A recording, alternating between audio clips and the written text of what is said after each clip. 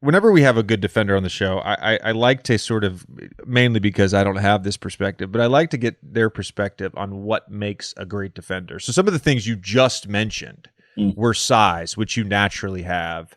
And then you mentioned accepting the challenge, which speaks to, I think, a level of competitiveness. Yeah. But what else? There's got to be certain things that go through your mind depending on the player or the team you're playing against. In your opinion, what makes a great defender? Yeah, I mean, you made some good points. Like first having length and size, but then also being able to move. You know, like PJ Tucker's a good example. Like he's not the tallest or like the longest, but like for his position, like he can guard 1 through 5 essentially because one, he's smart. Two, he has good instincts. He competes, right? Like if you don't compete every possession, you're not going to be a good defender. You know, you have to have a care factor. Um, and then like lastly, like you have to be able to, what did I say? The first one was move your feet. Like if you can't move laterally and then you don't have good length, like it's going to be hard to be a good defender. For me, it's just like, you got to know what the other guys want to do first of all, right? Like for you coming off left to right versus right to left off your pin downs, like there's a difference in how you want to shoot or what you want to do versus a pump fake, pass it back, get game, and come back off the other way. You just got to know guys' tendencies, and then I don't know, man. You boil it down like care factor, the physical attributes to do it, and then just having the knowledge of the game. You know, having some instincts of like where guys want to go, what they're trying to do, like understanding fakes to where they're trying to actually go. You know, there's a lot of cerebralness that goes into it. Yeah. So speaking of instincts, because I don't know your exact stats on this the last couple years, but I know you're up there in terms of deflections per minute amongst the league leaders defensively. And I'm curious, when you speak to instinct, are you thinking about a risk reward balance when you're on defense? Are you at all thinking about this is a bad time to go for the ball, this is a good time to go for the ball, or is it all just so natural and it's happening so fast?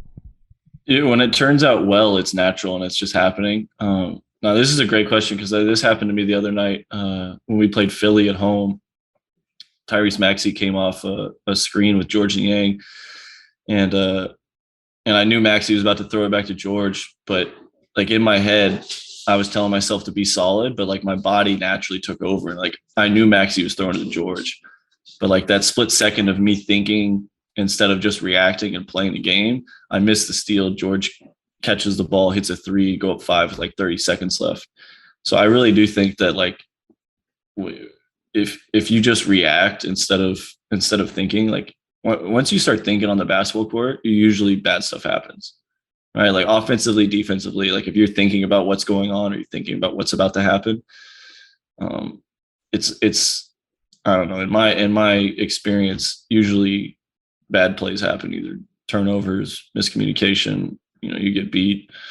But yeah, I think if you just play off of instinct on defense, you know, it's a lot of anticipation. It's a lot of like recognizing what's happening and what you think is going to happen.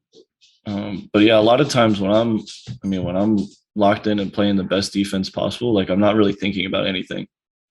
You know, I'm just kind of out there reacting. Like my body knows what's going to happen. My mind knows what's going to happen. And I'm just running around, you know, being a pest.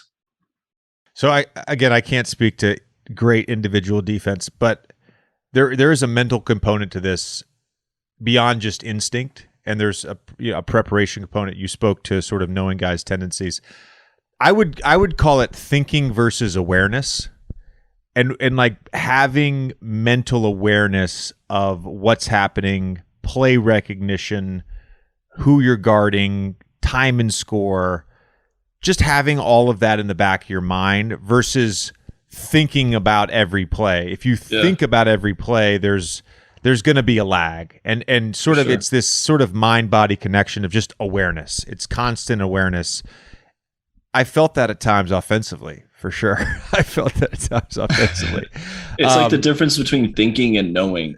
Yes. You know, like Yes. Like if you have to think about what's going on, you're going to be a half second slow because you have to process it. Now your brain's telling your body what to do. Like if you already know what's going on, it's like that extra zero point 0.7 seconds. Like I'm already stepping one way, or I'm already rotating to somebody.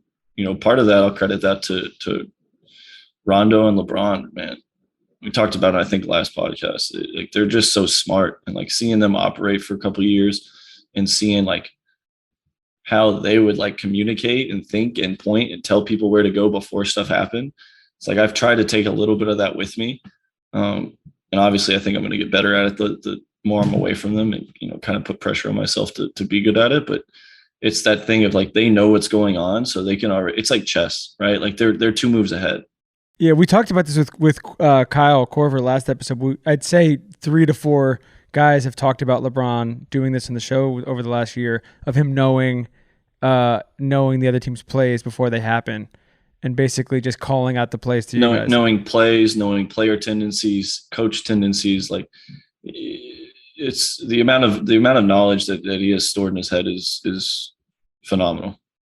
Like I've taken that, like me playing guys now, like my first couple of years in the league, like I didn't understand like certain guys love to go to the left, certain guys are not really trying to get to the rim, they're trying to play in the mid range, or certain guys are going to flop, or different things. And like now for me, like I know all this stuff. Like I have the encyclopedia in my head. Like I don't have to think about it. I don't have to look at the scouting report. Like I already know what this player is going to do. And that's something that they enlightened me on, that I didn't know you could be that detailed and have that much knowledge about the other team and the other players. And it's just another weapon to have.